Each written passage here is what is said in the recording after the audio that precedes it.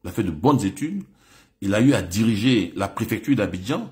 C'est pas une mince affaire, c'est la plus grande préfecture de Côte d'Ivoire. Il a dirigé, il a laissé ses marques, je le suis sur Facebook, il dit des choses intéressantes. Mais au-delà, il dit des choses intelligentes. Voilà. Et il n'est pas dans le populisme.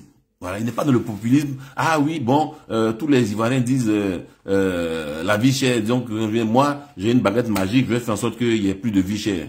Voilà, tous les Ivoiriens disent ceci, cela. Donc moi, si je suis là, c'est-à-dire moi, dès l'instant où quelqu'un dit Yaka, Yaka, Yaka, Yaka là, c'est le signe qu'il est incompétent. Parce que quelqu'un d'incompétent ne dit jamais Yaka. Il cherche à savoir quelles sont les difficultés. Et puis, tu fais un programme, Atiale Timoko dit, je vais faire ceci, je vais faire cela. Mais comment tu chiffres ça? Où tu prends cet argent? Tu dis, moi, si je suis président de la République, pendant 3 ans, on va suspendre la vente des terrains.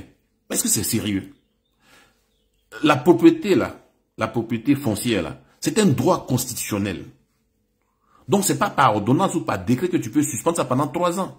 Moi, j'ai mon terrain, on me dit non, non, pendant 3 ans, tu ne peux pas vendre ton terrain. Parce qu'on va faire un audit. On va faire un audit sur toutes les ventes immobilières. Alors qu'en Côte d'Ivoire, les conflits fonciers représentent à peine 1% des conflits dans les tribunaux. 1% dans les tribunaux. Mais on dit, on va suspendre pendant 3 ans. Pendant 3 ans, si moi j'ai besoin de vendre mon terrain, parce que je veux prendre mon argent pour faire une autre affaire, je veux prendre mon argent pour acheter un terrain en France, je fais quoi? Parce que quelqu'un a décidé que lui, pendant 3 ans, on ne fait pas, mais c'est complètement irréaliste. Ça va à l'encontre de toutes les lois, de la Constitution. Je crois que c'est l'article 19, je crois, ou 12, je ne sais plus.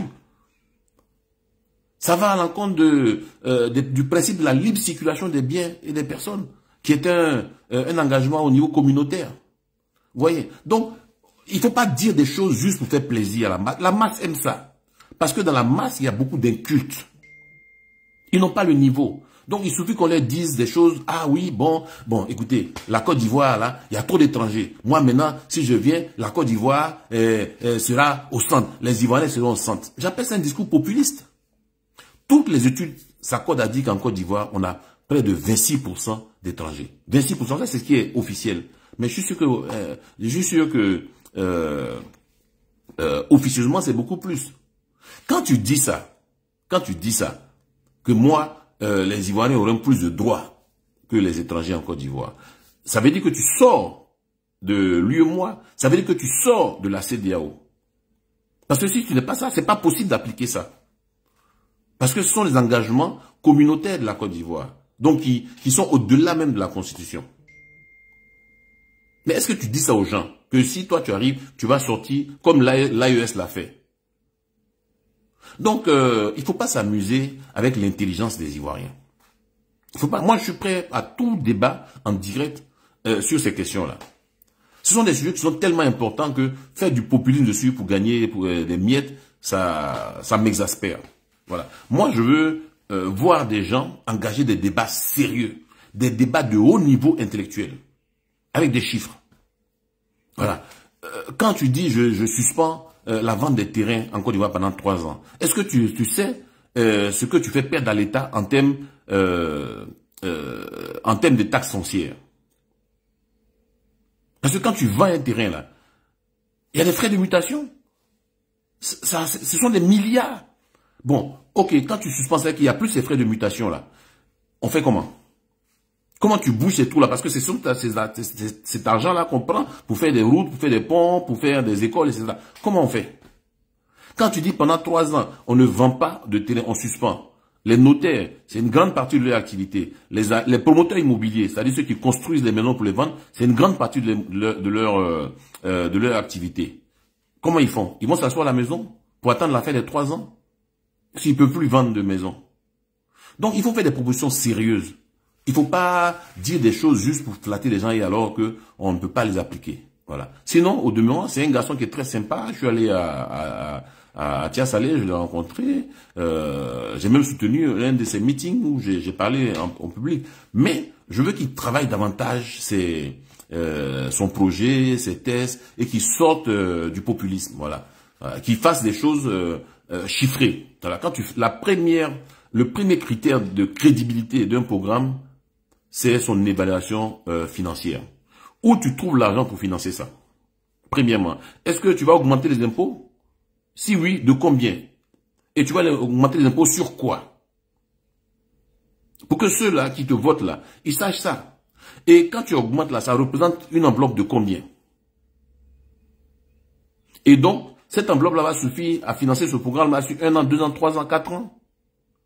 Si c'est pas une augmentation des impôts, alors ça va être un prêt. Donc, tu vas t'endetter. Cette dette-là, c'est sur combien d'années? Tu rembourses à combien, etc. Donc, c'est ça qui est important. Sinon, si tu n'es pas capable de dire ça, mais tout le monde peut faire un programme de gouvernement. Je viens, je dis, bon, moi, si je suis président de la République, je vais faire un train pour relier Abidjan à Yamoussoukro. Comme ça, bon, les gens de Yamoussoukro, comme les loyers sont pas chers là-bas, peuvent venir travailler à Abidjan et puis bon, le soir, ils reprennent le train pour travailler. Ok, je peux dire ça. Mais je finance ça comment? Je finance ça comment? Ok, supposons que je prenne un emprunt bancaire. Ok, mais au niveau du budget, je fais comment pour rembourser à chaque année? Donc, c'est ça qui est important. Il ne faut pas juste avancer des idées et dire que ça, c'est un programme de gouvernement. Non. Moi, j'ai travaillé sur le programme de gouvernement du FPI en 2010, en 2015, en 2020. Donc, j'ai 3 années de programme de gouvernement sur lesquels j'ai travaillé avec une équipe d'experts. Donc, quand je le dis, c'est parce que ça doit être quelque chose de sérieux. Sinon, on aura un chapelet de propos démagogiques. Je vais faire ceci, je vais faire cela, je vais faire ceci, je vais faire cela. C'est pas sérieux. Voilà. Alors, ça défile très vite, donc s'il vous plaît, il faut reposer plusieurs fois les questions pour que je puisse tomber sur votre question. Alors, qu'est-ce que vous pensez du bilan de Ado et de sa future candidature? Alors, en ce qui concerne le bilan, je l'ai déjà dit, au niveau des infrastructures, beaucoup a été fait. Notamment au niveau des infrastructures de santé, au niveau des infrastructures éducatives, les universités, au niveau des infrastructures routières. Donc, au niveau des infrastructures, il y a eu beaucoup de choses qui ont été faites. Mais ce qui manque, c'est la valorisation du capital humain. C'est ça qui manque. Or, on est arrivé à un stade où, d'abord, parce qu'on a un capital humain bien formé, on doit être capable de transformer un certain nombre de productions, de produits chez nous sur place. On ne doit plus être obligé d'importer un certain nombre de trucs. Mais, regardez nos ingénieurs en Côte d'Ivoire. Des ingénieurs de conception, mais ils conçoivent quoi? À l'université, vous avez des chercheurs, mais ils cherchent, ils trouvent quoi? Ils trouvent quoi, nos chercheurs? Pas parce qu'ils sont plus bêtes qu'ailleurs, mais quel est le budget de la recherche en Côte d'Ivoire? C'est même pas 1% du PIB. Donc, nous sommes réduits à être des consommateurs du fruit de la recherche des autres. Voilà. On va utiliser un téléphone, on est content d'utiliser ce téléphone-là, mais il a fallu que certains fassent ce qu'on appelle la recherche fondamentale pour pouvoir découvrir ça. Mais la recherche fondamentale, ça coûte cher. Mais comme nous, on ne veut pas investir dans la recherche fondamentale, on veut investir dans les infrastructures, parce que c'est ce qui est visible tout de suite. Ça fait qu'on est des éternels consommateurs du fruit de la recherche des autres. Et je regrette que le président Ouattara n'ait pas investi autant dans le capital humain que dans les infrastructures. S'il avait fait ça, je vous assure que on serait la première puissance économique de l'Afrique. Pas de l'Afrique de l'Ouest, de l'Afrique. C'est indéniable. Parce qu'on a le potentiel. Mais le potentiel, il faut le valoriser. C'est ça le problème. On ne le valorise pas. Et donc, vous avez des gens qui sont obligés de s'exiler pour aller briller ailleurs. Et c'est dommage. Vous prenez un gars comme Thiam. Si vous pensez que Thiam était resté en Côte d'Ivoire, il aurait fait les études qu'il a faites, il aurait dirigé les grands groupes qu'il a fait. Non. Non. Et pourtant, vous avez des Ivoiriens comme ça. Le PDG de Enseigne Young, c'est un Ivoirien. C'est une entreprise mondiale. Ils sont nombreux comme ça, des gens compétents. Mais ils sont obligés d'aller ailleurs parce qu'on ne valorise pas suffisamment le capital humain. Regardez nos émissions télé. Vous avez peut-être 1% d'émissions éducatives, que ce soit sur les chaînes privées ou sur les chaînes publiques. On est dans la culture de l'amusement. L'amusement. Tous les jours, on crée un nouveau concept de danse, un nouveau concept de ceci, de cela. C'est tout ce qu'on sait faire. Mais ceux qui veulent créer, est-ce qu'il y a un concours des créateurs en Côte d'Ivoire? J'ai rien contre Miss Côte d'Ivoire. Miss Côte d'Ivoire, des super lots, tant mieux, il faut célébrer la beauté. Mais j'aurais souhaité que l'État fasse également la même chose pour les créateurs et qu'on les accompagne dans leur création. Que les start-up soient au cœur de notre développement. Qu'on ait enfin de vrais champions nationaux. On a des gens qui ont le potentiel. Il y en a qui s'en sortent bien, comme les Bion, les Diabou, etc. Mais vous avez des gens comme Alain Quadio, qui est un pur produit de l'économie ivoirienne. Qui, je suis sûr, avec un coup de pouce, pourrait rivaliser avec de grands groupes. On a connu des gens comme Kader Goré, comme Kwao Nyamouti, etc. On a des gens en Côte d'Ivoire qui ont le potentiel, qui ont la culture entrepreneuriale. Mais après, il faut que l'État les accompagne. Voilà. Après, on dit non, ce sont les étrangers, mais il n'y a aucune disposition en Côte d'Ivoire qui interdit aux Ivoiriens d'investir dans un quelconque secteur. Mais comme nous-mêmes, on ne fait pas confiance à notre économie et qu'on n'épargne pas, on peut mettre l'argent à l'étranger. Les étrangers qui, eux, font confiance à notre économie et qui sont capables de prendre des risques, viennent investir en Côte d'Ivoire et ça encore on se plaint pour dire non, l'économie ivoirienne n'est pas entre les mains des Ivoiriens. Mais qui empêche les Ivoiriens d'investir? Personne n'empêche les Ivoiriens d'investir. Mais ça, c'est une culture qu'on a eue depuis Houphouët-Boigny. Avant, moi, je me rappelle quand on était petit, dans nos marchés, c'était qui? C'était les Ghanéens, c'était les femmes en Nango. Il y avait très peu d'Ivoiriens qui faisaient du commerce. Ensuite, les Libanais, les Syriens, les Marocains, etc. Très peu d'Ivoiriens. Les Ivoiriens voulaient être médecins, voulaient être avocats, voulaient être juristes, voulaient être professeurs, etc. Mais personne ne voulait faire du commerce. Donc, on a laissé ça aux choses. C'est pas la faute à Ouattara ou à Bédié ou quoi que ce soit. C'est notre faute à nous tous. Voilà. On n'a pas la culture.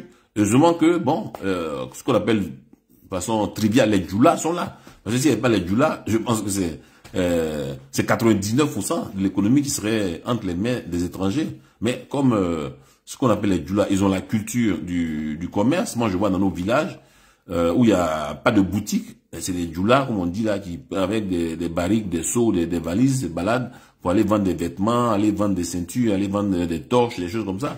Voilà, voilà la réalité. Voilà. Bon, donc, bref, ce bilan-là, il est très bon, mais il est attaquable principalement sur la question de la valorisation des ressources humaines. Voilà. Il n'en a pas fait une priorité, et ça, c'est dommage. C'est passé, je vois. Le projet du train urbain. Le projet du train urbain est un très bon projet. C'est un projet sur lequel j'ai travaillé quand j'étais au Bénet, déjà. Et au Bénet, on voulait faire un train urbain, c'est-à-dire que on utilisait les rails qui étaient déjà là et on faisait circuler un train sur ces rails-là entre Agnama et Port-Boué. Voilà. Il n'y avait pas une construction de voies ferrées. Non, c'était ce qui était là. Et on utilisait les gares de train qui étaient là. Mais le nouveau projet, c'est complètement différent. D'abord, on revient au système métrique, qui est la norme. Et puis, il y a un nouveau pont qui est construit pour faire passer le train sur la lagune. Je crois qu'il y a 27 stations. Bon, ça n'a rien à voir. Ça n'a rien à voir avec ce que nous on avait initialement prévu. C'est un très bon projet qui va désengorger Abidjan, qui va réduire les embouteillages. Surtout quand la deuxième phase Yopougon-Benjeville sera réalisée, ça va être superbe. Ça va être superbe. En tout cas, j'ai travaillé sur ce projet, c'est un très bon projet. Mon fils a participé. Ah, c'est déjà passé. La solution à la corruption en Côte d'Ivoire. Je ne sais pas s'il y a une solution, mais déjà, il faut une volonté politique. Or, clairement, cette volonté politique n'existe pas. Si vous prenez le président d'une institution comme la haute autorité de la bonne gouvernance, qui lui-même est un cadre du parti au pouvoir, qui lui-même est président d'un conseil régional, il est difficile qu'il puisse s'auto-censurer. Voilà. De la même manière qu'on a un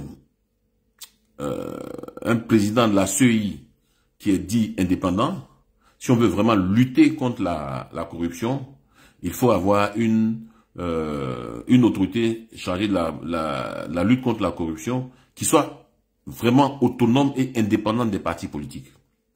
Voilà. Sinon, cette autorité-là existait quand il y a eu des scandales de l'ARTCI, du fer, du café cacao et j'en passe. Mais qu'est-ce qu'elle a bien pu faire? D'abord, elle n'a aucun pouvoir juridictionnel. Donc, voilà. Donc, la première chose, il faut vraiment une autorité indépendante. Il faut que cette autorité-là ait un pouvoir juridictionnel. Voilà. Mais c'est pas le cas actuellement. Donc, c'est une autorité qui est quand même assez limitée. Bon. Que pensez-vous de la sortie du sieur Boga Sako? Il a fait plusieurs sorties. Lesquelles, par exemple? De toute façon, moi, personnellement, Boga Sako, je ne le considère pas comme quelqu'un de la société civile. Voilà. Je le considère comme un homme de gauche, comme l'appendice du PPACI. De toute façon, il était membre fondateur d'EDS. EDS, c'était un parti politique. Donc, il est dans son rôle.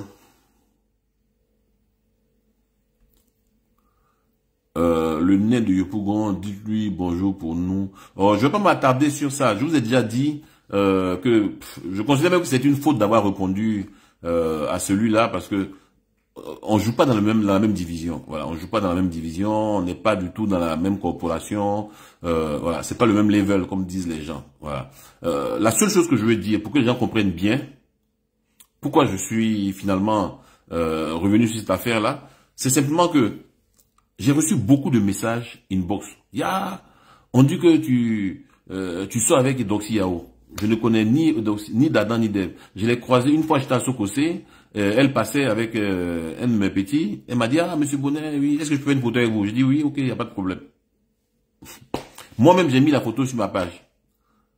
C'est moi-même. C'est pas quelqu'un qui nous a surpris d'un hôtel ou quoi que ce soit. Moi-même, j'ai mis la photo sur ma page. On dit, tu sors avec Doxy Yao. Il y a des conneries comme ça. Et non, c'était pas la première fois. La première fois, elle était venue chez moi avec un ami, Bertin Yao. Elle voulait faire un clip. Et j'avais une société de communication. Et elle était venue donc négocier pour que je puisse faire son clip. Voilà, c'est là que j'avais fait les photos et que j'ai mis. Voilà. Mais, à part ça, j'ai pas de ces nouvelles. Je sais pas ce qu'elle fait, quoi que ce soit. Donc, quand quelqu'un va raconter des conneries comme ça, si tu ne réponds pas, on va croire que c'est vrai. Donc, j'ai pas voulu accorder plus d'intérêt à ça. Mais les gens m'ont dit, oui, mais bon, si tu ne réponds pas aussi, ton silence peut être interprété comme un aveu de culpabilité. Donc, c'est pour ça que j'ai réagi comme ça. Mais sinon, cette affaire est très simple. Hein. Voilà. D'abord, c'est même pas en 2017, c'est en 2016. Donc, ça fait, vous voyez, on est en 2025, ça fait 9 ans que j'ai cet audio-là. Je vous raconte l'histoire rapidement pour que vous compreniez. Parce j'ai écouté ces trucs-là, ces élucubrations. Il m'a appelé.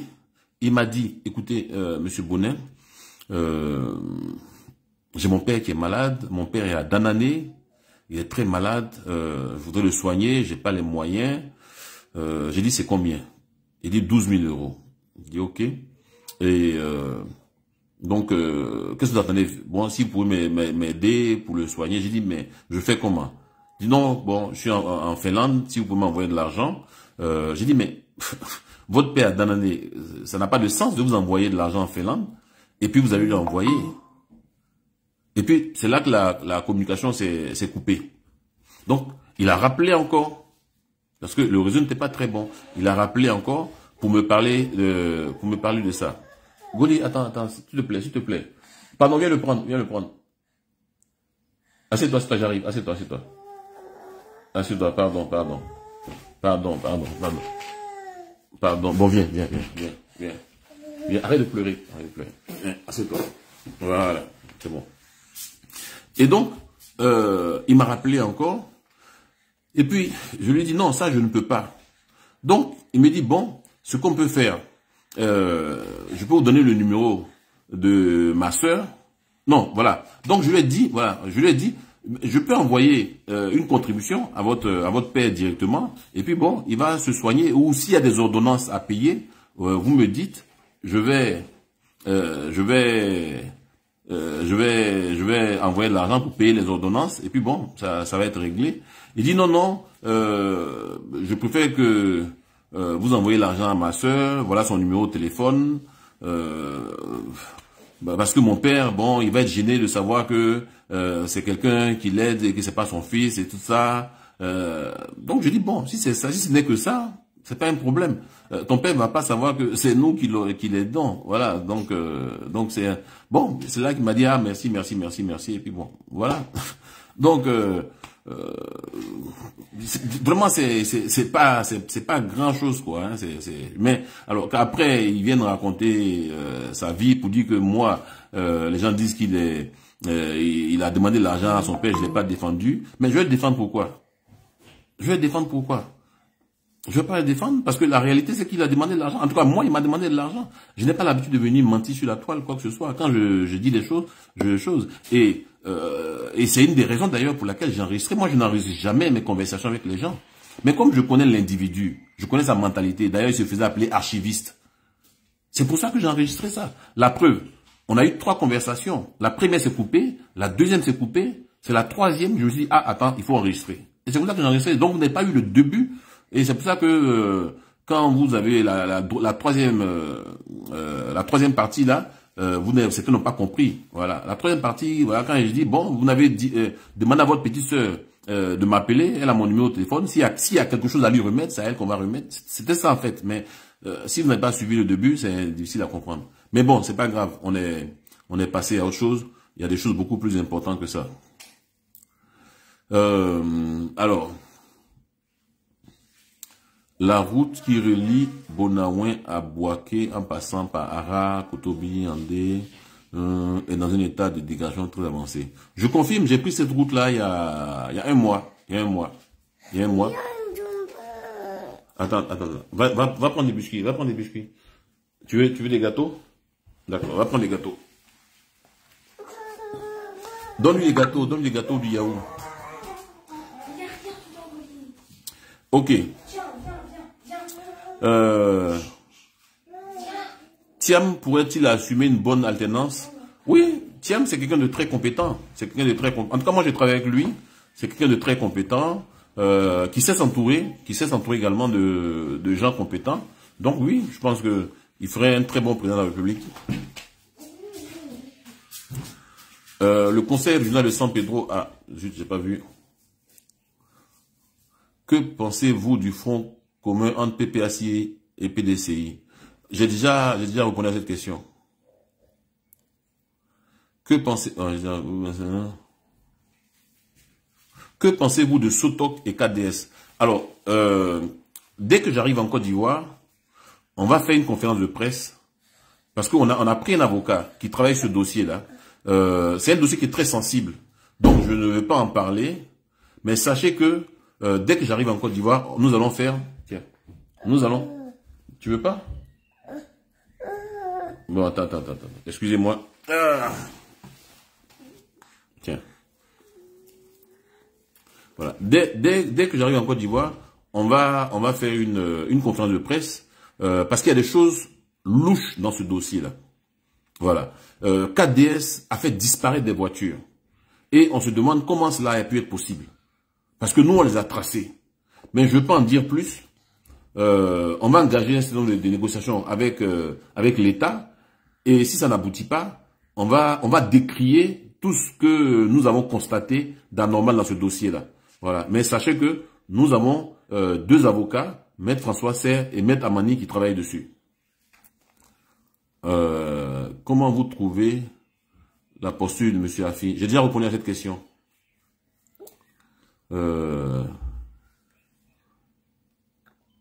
Quels sont vos rapports avec Steve Biko? Aucun rapport. Pourquoi vous ne faites plus de politique? Je fais plus de politique parce que je trouve que le niveau de la politique en Côte d'Ivoire est trop bas. C'est trop personnalisé. Voilà, ce sont des querelles de personnes. Tu vas jamais voir des gens en train de faire des débats sur la sécurité, sur le PIB, sur la croissance, sur le chômage, sur la cherté de la vie. Voilà, on est dans les... Voilà, Gbagbo a dit, lui là il a dit, lui là il a ceci, lui là ne parle pas ceci, cela. Donc moi j'ai pas ma place dans un tel environnement politique. Voilà, moi j'aime les débats programmatiques, j'aime les échanges d'idées, les confrontations d'idées, et malheureusement je ne retrouve pas ça. Voilà. Quand vous écoutez quelqu'un Gbagbo, moi le fils de Koudou, est-ce qu'on me connaît? Est-ce qu'ils me connaissent même? Ça c'est pas de la politique, c'est du théâtre. Voilà. Moi j'ai envie de voir des gens qui débattent d'idées et qui apportent une plus-value à la Côte d'Ivoire, au développement, à la croissance économique. C'est des choses comme ça que moi, qui m'excitent. Mais là, le niveau où on est là, quand Thiam parle par exemple Thiam parle de comment ils appellent ça, d'indice de développement, oui, ça me parle. Voilà, j'aime discuter ce genre de choses là. Mais bon, voilà. Lui là, il parle pas, et lui là, bon, on n'a pas cité le nom de Blé Goudé. Si on cite le nom de Blé Goudé, voilà à quoi on veut réduire la politique en Côte d'Ivoire. Donc j'ai préféré vaquer à d'autres occupations, aider les gens que je peux aider à travers mes réseaux, à travers mes relations. Je pense que c'est beaucoup plus valorisant que ce cirque auquel qu'on nous impose.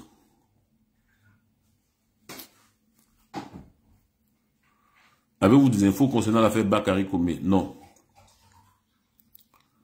Quels sont les 5 meilleurs ministres du gouvernement? Les 5 meilleurs... Non, je sais pas, j'ai pas fait de classement. J'ai pas fait de classement, mais par contre, je peux dire que le ministre de la Sécurité me laisse sur ma faim. Voilà, pour plusieurs raisons. Je l'ai déjà dit, en Côte d'Ivoire, la police municipale fait n'importe quoi. Le ministre de la Sécurité est informé de ça.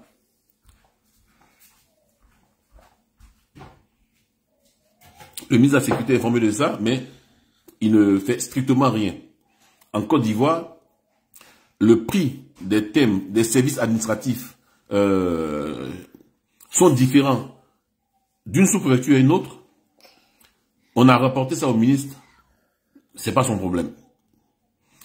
La police municipale dresse des contraventions code de la route, ce qui est hors de son domaine de compétence, le ministre ne dit rien. Donc pour moi, clairement, ce ministre-là, il n'est pas à la hauteur. Il n'est clairement pas à la hauteur. Voilà. À côté de ça, vous avez des ministres qui tiennent bien leur portefeuille. C'est le cas du ministre de la Défense. Voilà. La Côte d'Ivoire est un pays aujourd'hui sécurisé. Si on voit un peu ce qui se passe on voit ce qui se passe autour de nous. Hein. On voit ce qui se passe autour de nous. On peut être fier du travail que notre ministre de la Défense fait. Donc voilà. Donc je veux pas faire de jaloux. Ça, je donne deux exemples. Mais il y a des ministres qui clairement sont pas à la hauteur. Voilà. On a dû les mettre à ces postes-là par récompense.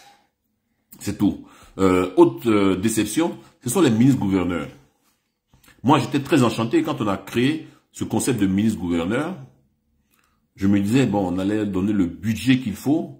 Ce serait des pôles de développement régionaux. Mais, en réalité, c'est des coquilles vides. Alors, selon vous, qui ferait un bon président après le Prado? Je vais regarder les programmes de développement des uns des autres. De toute façon, je ne fais plus la politique, ça ne veut pas dire que je ne vais pas voter. Je vais regarder les programmes de développement des uns des autres. Et puis, lors de la campagne, je dirai pour qui je m'engage et pour quelles raisons je m'engage pour telle ou telle personne. Voilà, ce sera mon choix. Voilà. Donc, vous inquiétez pas pour ça. Mais je ne vais pas dire telle personne ferait chose. Un bon candidat simplement parce que il est X ou il est Y. Non. Je juge par rapport au programme de gouvernement que les uns et les autres vont proposer et surtout la crédibilité. Parce que comme je vous ai dit, chacun peut dire je vais faire ceci, je vais faire cela. Mais ensemble, on va gratter et puis on va déconstruire les programmes mensongers, les programmes populistes, les programmes manipulateurs. Voilà. Par contre, les programmes sérieux, on va les applaudir parce qu'on sait qu'ils peuvent faire avancer la Côte d'Ivoire. Et c'est en ce moment-là que je dirais, après avoir parcouru les différents programmes et les projets de société des uns et des autres, je m'engage, en tout cas, je m'engage pas politiquement, mais moi, j'appelle mes partisans à voter pour telle personne. Voilà.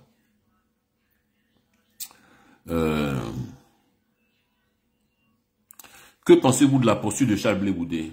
Il a une très bonne posture, il est calme, il est serein. Bon, le Charles Blé Goudé qu'on a connu à l'époque et celui qu'on connaît aujourd'hui, c'est complètement différent. Complètement différent. C'est quelqu'un qui m'impressionne par sa sérénité, par sa maturité politique.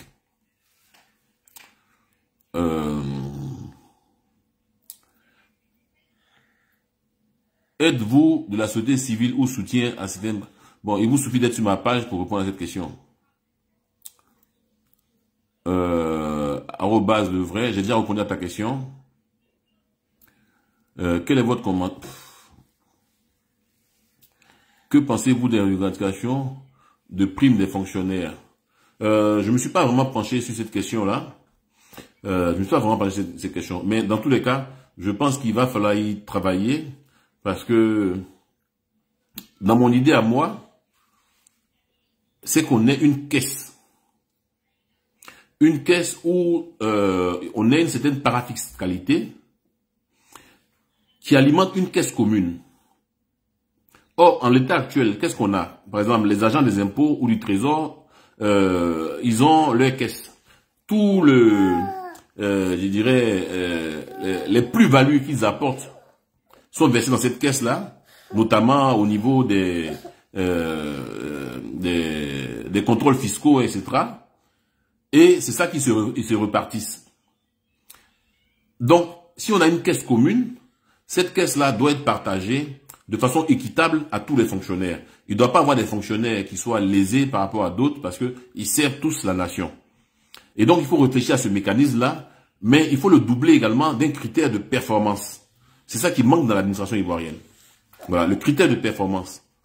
Voilà, avec des... Qu'est-ce que tu veux? Non, après.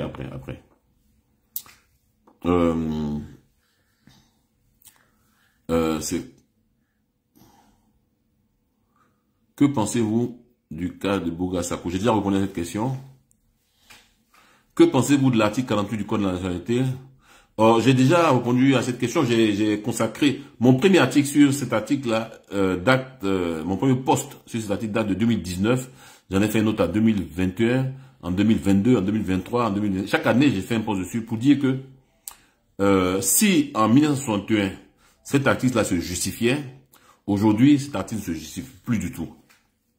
Compte tenu du brassage, compte tenu de la facilité qu'ont nos compatriotes à s'installer ailleurs, du nombre de binationaux, cet article ne se justifie plus, donc il faut le supprimer. Il faut le supprimer. Par contre, ce qu'il faut garder, c'est celui qui veut être président de la République ou même député, simple député, doit être exclusivement ivoirien. Ça, par contre, je suis d'accord. Voilà, on peut pas être binational et être député ou président de la République, non.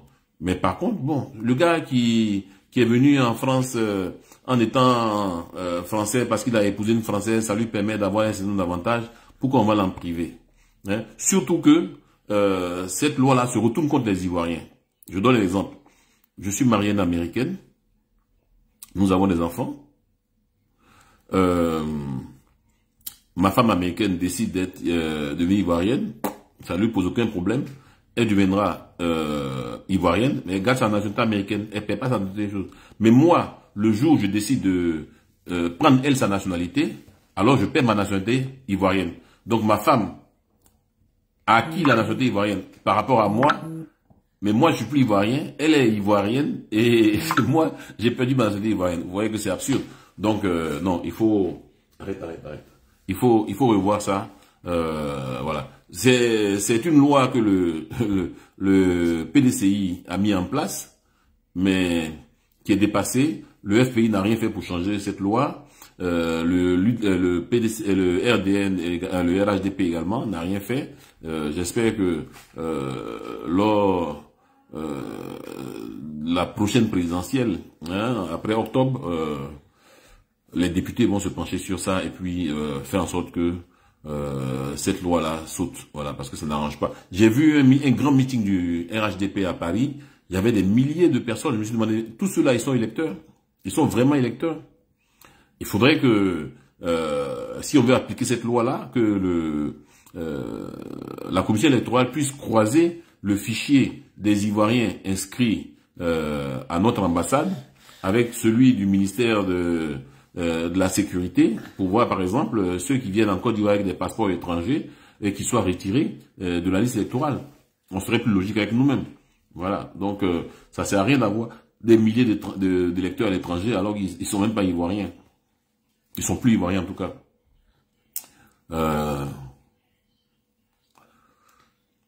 Alors, que pensez-vous de la politique de décentralisation, notamment donnée à Yamoussoukro, l'allure d'une vraie capitale politique?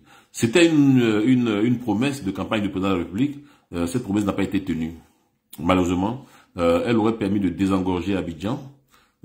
C'est dommage.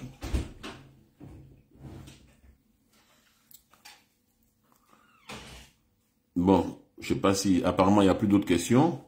J'aurais voulu que certains appellent pour... Arrête, je suis occupé.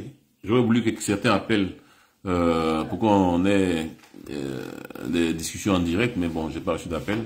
C'est pas bien grave. Ce sera pour la prochaine fois.